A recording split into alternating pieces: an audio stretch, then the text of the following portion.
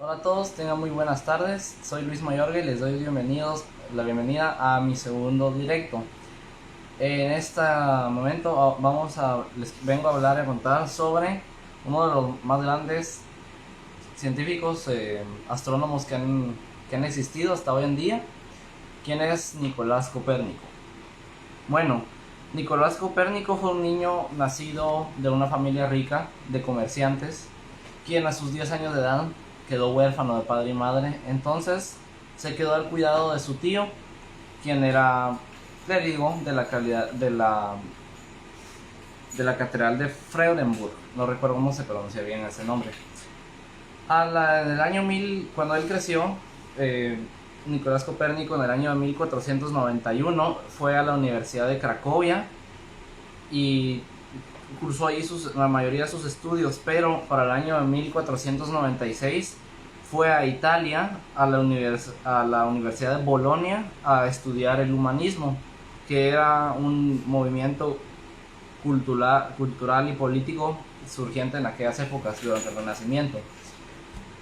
No se tiene ningún estudio ni ninguna evidencia directa o clara que él haya tenido intereses científicos a algún inicio, pero sí se sabe que después él regresó a su país, tomó, después de que su tío murió, él tomó su puesto en la catedral de Freudenburg, quedó a vivirse allí mismo en Freudenburg, en la ciudad en la que se crió, y ahí continuó con sus estudios de lo que ya ahora es sí directamente la astronomía, que es de lo que sí tiene registro.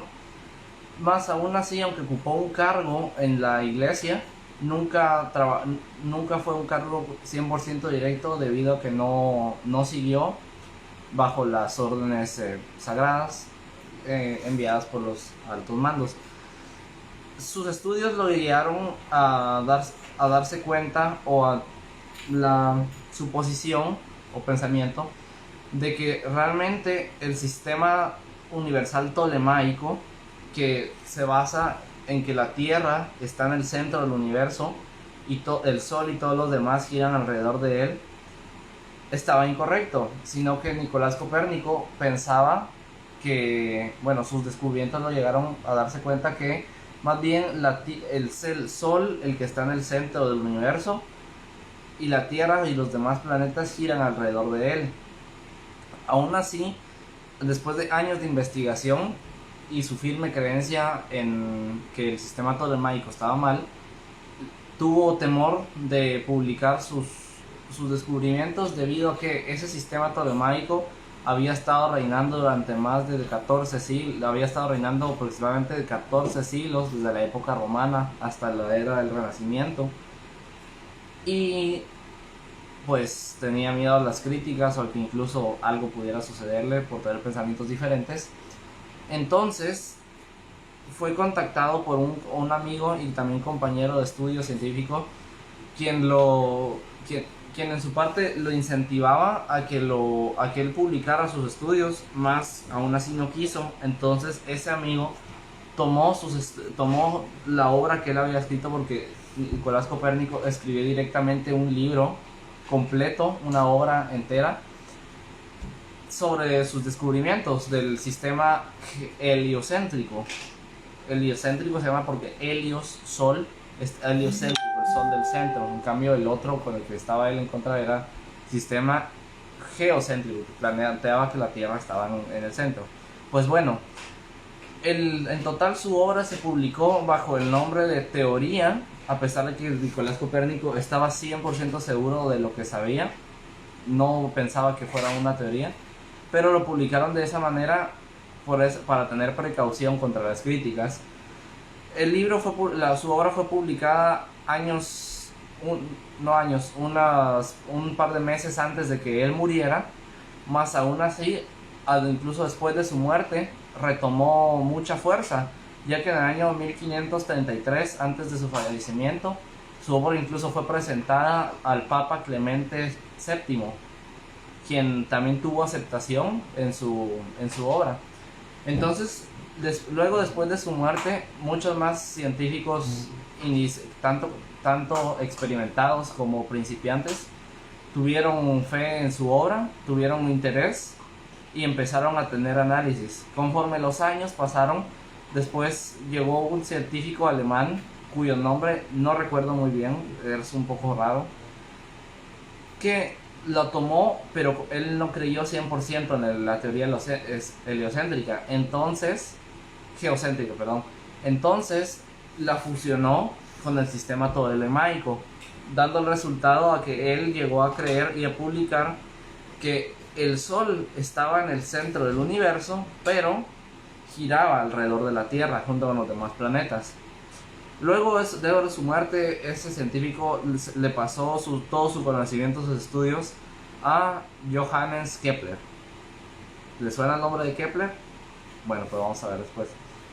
En total, Johannes Kepler siguió estudiando y siguió redactando nuevos estudios acerca del sistema heliocéntrico planteado por Nicolás Copérnico ya muchos años incluso después de su muerte, y llegó a la conclusión de que realmente el Sol, de que realmente él tenía razón, pero en ciertas cosas estaba limitado. ¿Por qué? Porque Nicolás Copérnico planteó que el Sol estaba en el centro del universo, los planetas, las estrellas y todo lo demás orbitaba alrededor de él, pero que el universo aún así seguía siendo esférico, como se creía desde el sistema tolemaico. Y que las órbitas de los planetas eran 100% redondas, 100% circulares alrededor del Sol, lo cual Johannes Kepler llegó a comprobar que es incorrecto, sino que son órbitas elípticas. Entonces, esos estudios fueron publicados y retomaron más fuerza, y y todavía fueron más apoyados, tuvieron más repercusión, debido a que se empezaban a dar las primeras investigaciones con telescopio, las primeras vistas al espacio exterior y a los astros con los primeros telescopios inventados en esas épocas. Entonces, conforme los años se fue desarrollando y puliendo la teoría, que vino a ser ya en estos días una seguridad de que el Sol está realmente en el centro, no del universo realmente, pero sí del sistema solar, y todos los planetas giran alrededor de él. Y todo ese movimiento fue iniciado por un hombre llamado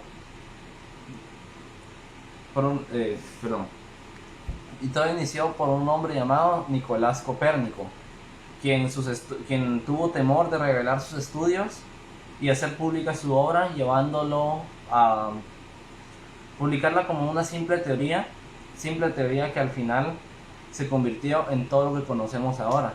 Imagínense, eso lo hizo él aproximadamente en el año, transición entre los años 1430 a 1500, o sea, imagínense, en esa época ni siquiera existían los telescopios.